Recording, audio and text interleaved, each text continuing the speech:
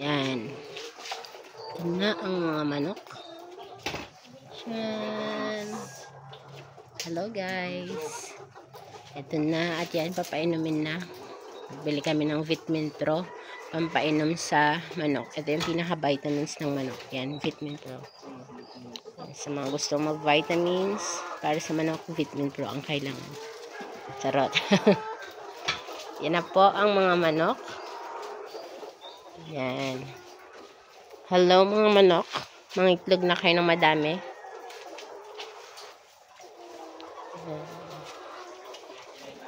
Hi guys.